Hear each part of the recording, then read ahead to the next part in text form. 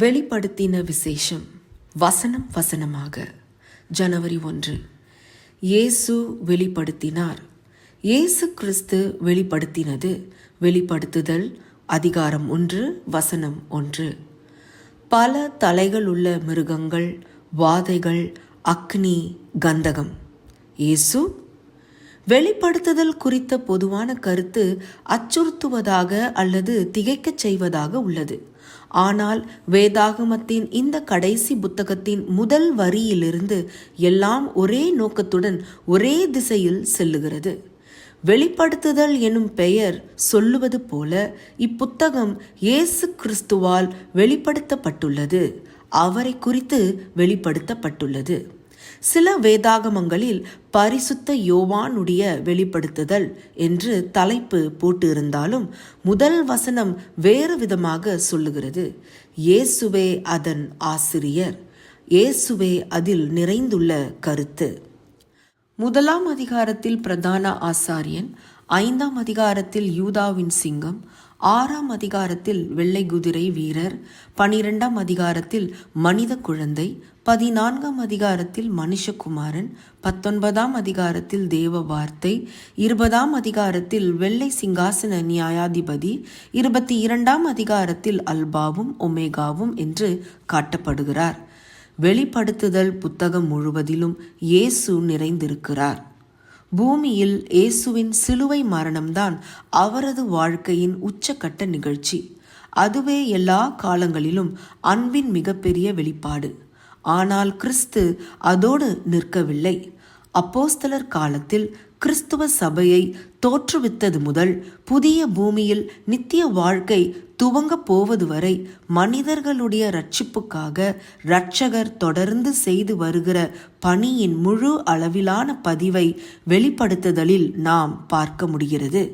உண்மையில் வெளிப்படுத்துதலை 5ஆம் சுவிசேஷம் என்று அழைக்கலாம். இயேசுவின் 2ஆம் வருகையில் அவர் நம்மை இறுதியாக மீட்பதற்கு திட்டமிட்டிருப்பதையும் இது வலியுறுத்துகிறது.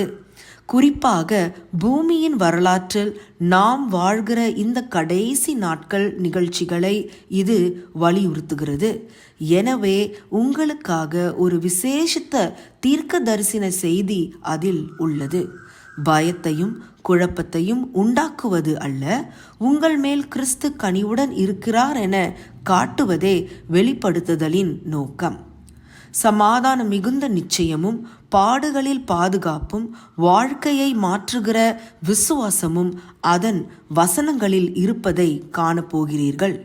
வெளிப்படுத்துதல் புத்தகத்தின் ஒவ்வொரு வசனமாக நீங்கள் ஆராயும் போது இயேசுவை பற்றியும் இந்த கடைசி நாட்களில் உங்கள் வாழ்க்கைக்கான அவரது திட்டங்களை பற்றியும் நீங்கள் தெளிவான வெளிப்பாட்டை பெற வேண்டுமென ஜெபிக்கிறோம்.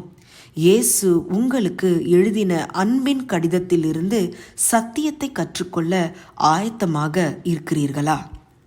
அன்புள்ள தேவனே, இந்த முக்கிய புத்தக ஆராய்ச்சியில் வெளிப்படுத்தப்பட்ட உம்முடைய குமாரனாகிய இயேசுவின் அன்பை நான் புரிந்து கொள்ளவும் அதன் மூலம் பரிசுத்தமாக்கப்படவும் எனக்கு உதவும். மேலும் ஆராய்ச்சிக்கு தானியேல் 12ஆம் அதிகாரம் 4, 9, 10, 13 வசனங்கள், யோவான் 3ஆம் அதிகாரம் 36ஆம் வசனம், வெளிப்படுத்துதல் 22ஆம் அதிகாரம் 6ஆம் வசனம். ஆமேன். வெளிப்படுத்தின விசேஷம். வசனம் வசனமாக. ஜனவரி 2. முத்திரை திறக்கப்பட்ட புத்தகம். இயேசு கிறிஸ்து வெளிப்படுத்தினது. வெளிப்படுத்துதல் அதிகாரம் 1 வசனம் 1. வெளிப்படுத்துதல் என்பதற்கான கிரேக்க வார்த்தை அப்போகலிப்சிஸ். அதற்கு தகவல் அளிப்பு, திறந்து காட்டுதல் என்று அர்த்தம். வெளிப்படுத்தலானது மறைக்கப்பட்ட சத்தியத்தை பிற வசனங்களிலிருந்து திறந்து காட்டுகிற ஒரு புத்தகம்.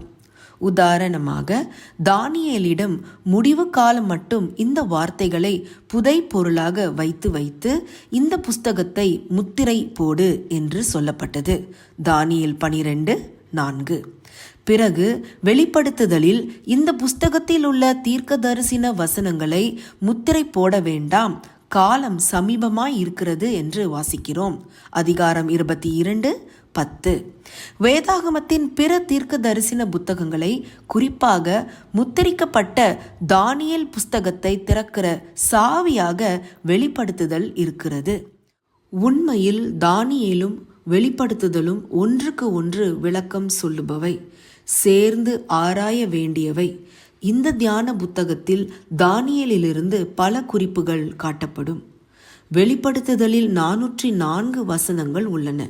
வேதாகமத்தின் பிற புத்தகங்களிலிருந்து 500க்கும் அதிகமான குறிப்புகளும், எபிரேய வேதாகமத்திலிருந்து 90 நேரடி மேற்கோள்களும் உள்ளன. இந்த குறிப்புகள் தானியேல், எரேமியா, எசேக்கியேல், சகரியா போன்ற தீர்க்க தரிசன புத்தகங்களிலிருந்து வருகின்றன. எனவே வேதாகமத்தின் பிற புத்தகங்களை அறிந்திருப்பதன் மூலம் வெளிப்படுத்துதல் குறித்த ஆழமான புரிதலை பெற முடிகிறது.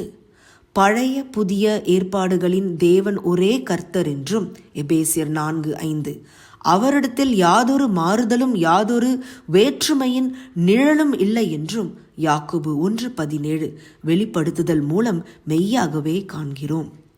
வெளிப்படுத்துதல் புத்தகம் கால வரிசைப்படி சொல்லப்படவில்லை. கருத்து நிலைப்படி கிறிஸ்துவ சபையை அடிப்படையாக வைத்து 4 பகுதிகளாக பிரிக்கப்பட்டுள்ளது. அதே நிகழ்வுகளும் அதே பெயர்களும் அதே காலகட்டங்களும் மறுபடியும் அதிக விளக்கங்களோடு சொல்லப்படுவதை நீங்கள் கவனிக்க முடியும். முதல் 3 பகுதிகளில் 3 வெவ்வேறு காலகட்டங்கள் மூலம் திருச்சபையின் வரலாறு துருவி ஆராயப்படுகிறது. அதில் வெவ்வேறு விஷயங்கள் வலியுறுத்தப்பட்டாலும் முடிவு ஒன்றாகவே இருக்கிறது. அது உலகத்தின் முடிவில் நடக்கப் போகிற இறுதி நிகழ்வுகளாகும். பிறகு அந்த இறுதி நிகழ்வுகளை விவரிக்கிற அற்புதமான தீர்க்க தரிசன காட்சிகள் வெளிப்படுத்துதலின் கடைசி பகுதியில் விசாலமாக விரிகின்றன. இணைப்பின்றி தொங்குகிற முனைகளை இணைக்கின்ற கம்பி போல வெளிப்படுத்துதல் உள்ளது. இருளை போக்குகிற ஒளி வெள்ளம் போல உள்ளது. திரையை விளக்கி விசாலமான காட்சியை காட்டுகிற கரத்தை போல உள்ளது. அது கிறிஸ்துவுக்கும் சாத்தானுக்கும் இடையே நடக்கிற பிரபஞ்ச போராட்டத்தை வெளிப்படுத்துகிறது. இந்த பரிசுத்த புத்தகத்தை ஆராய்வதன் மூலம் உங்களுடைய இறுதி இலக்கு, ஊழியம், எதிர்காலம் பற்றிய வெளிப்பாட்டை பெறலாம். ஆண்டவரே, மறைவானவைகள் நம்முடைய தேவனாகிய கர்த்தருக்கே உரியவைகள், வெளிப்படுத்தப்பட்டவைகளோ இந்த நியாய பிரமாணத்தின் வார்த்தைகளின்படியெல்லாம் செய்யும்படிக்கு நமக்கும் நம்முடைய பிள்ளைகளுக்கும் என்றென்றைக்கும் உரியவைகள் என்கிற உம்முடைய வாக்குறுதிக்காக நன்றி. உபாகமம் 29:29. மேலும் ஆராய்ச்சிக்கு சங்கீதம் 98:2, ஏசாயா 29:9-21 வசனங்கள், தானியேல் 2:20-22 வசனங்கள். ஆமேன்.